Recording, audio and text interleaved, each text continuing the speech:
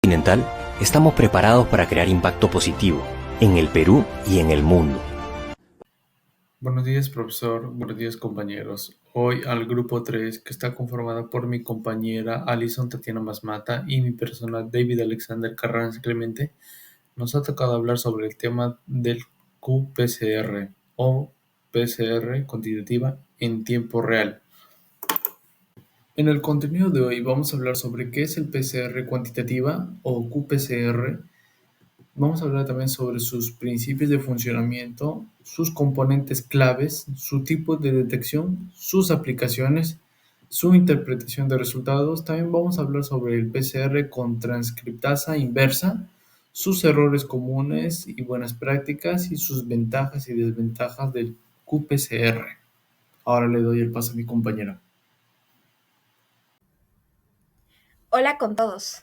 ¿Qué es la PCR cuantitativa?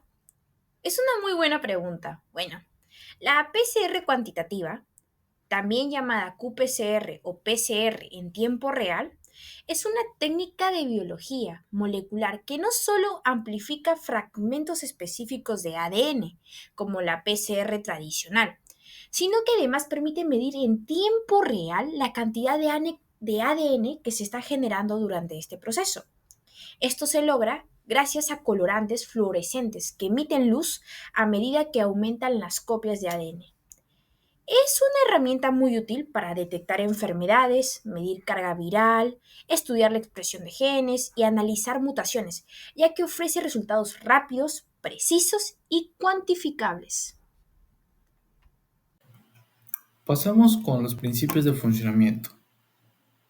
El qPCR se basa en tres pilares fundamentales. Número 1. La amplificación del ADN. Es cuando se copian secuencias específicas del ADN en ciclos. Estos ciclos son repetitivos y se dividen en tres. Desnaturalización es cuando se separan las hebras. Alineamiento es cuando los cebadores se unen. Y extensión es cuando la polimerasa crea nuevas cadenas. 2. Detección en tiempo real. Se usa fluorescencia para ver la amplificación, como el CIP-GRIN y el TACMAN. El CIP-GRIN se une al ADN doble hebra y el TACMAN se activa solo al unirse al ADN específico. La señal aumenta con cada ciclo. Número 3. Cuantificación. Se mide el ADN inicial con el CT o el ciclo umbral. A menor CT más ADN y alto CT menos ADN. Puede ser absoluta o relativa. Ahora le doy el paso a mi compañero. ¿Qué necesitas para hacer un qPCR? Estos son los componentes principales que se mezclan en un tubo antes de ponerlo en la máquina, llamado también termociclador. 1. ADN molde. Es el material que quieres estudiar. Puede venir de una muestra de saliva, sangre o tejido, y muchos más. 2. Cebadores o primers. Son pequeñas piezas de ADN que marcan dónde empezar a copiar. Son como señales de inicio para la máquina. 3. Tag polimerasa. Es una enzima especial que copia ADN. Funciona como una impresora que hace muchas copias. 4. DNTPS, nucleótidos.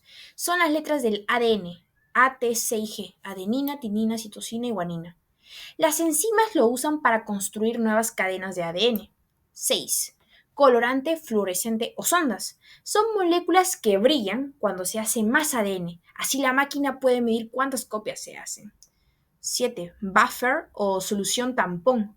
Es como el ambiente ideal para que todo funcione. Mantiene el pH y otras condiciones estables. 7. Iones de magnesio. Ayudan a que las enzimas funcionen correctamente. Son como un cofactor necesario para la reacción. Bien, ahora pasamos con los tipos de detección. Les voy a explicar brevemente los dos principales tipos de detección en el qPCR. Primero tenemos al método con colorantes, como el CIP-GRIM. Este colorante se une al ADN de doble cadena y emite fluorescencia cuando se amplifica. Es un método económico y fácil de usar, pero tiene una desventaja importante. También puede detectar productos no deseados, como dímeros o amplificaciones inespecíficas. Por eso cuando se usa el ZipGrim, siempre debemos hacer una curva de disociación para asegurarnos de que el producto amplificado es el correcto. Luego tenemos al segundo tipo de detección, que son las ondas específicas como las ondas de Tacman. Estas solo emiten señal si se unen a su secuencia exacta, lo que las hace mucho más específicas.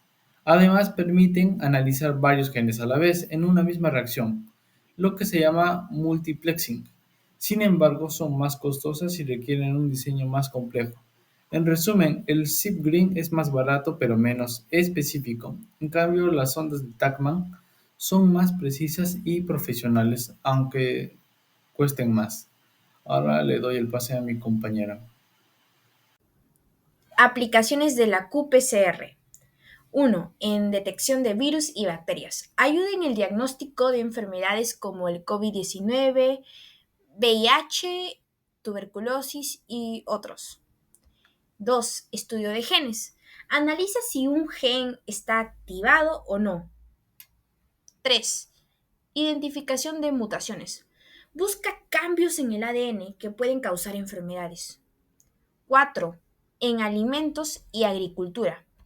Detecta organismos genéticamente modificados o patógenos en cultivos. 5. Investigaciones biomédicas. Estudia cómo reaccionan los genes ante medicamentos o enfermedades. 6. Diagnóstico prenatal. Detecta enfermedades genéticas en el feto a partir de muestras maternas. Pasamos con la interpretación de resultados. Para interpretar los resultados en el qPCR tenemos que mirar cuatro cosas claves. Número uno, el CT o el ciclo 3 Hall. ¿Qué es? Es el número de ciclos donde aparece la señal. Esto quiere decir que mientras el CT sea bajo, significa que había más ADN al inicio, pero si el CT está alto, significa que hay menos ADN. Número 2. En la curva de amplificación. Debe tener siempre la forma de una S. Si no hay una curva en esta forma, significa que no hubo o no se amplificó nada. Número 3. Curva de disociación. Esto solo pasa si usamos el colorante ZipGreen. Sirve para verificar si el producto es el correcto. Al usar un solo pico o un solo producto, hay una amplificación específica y correcta.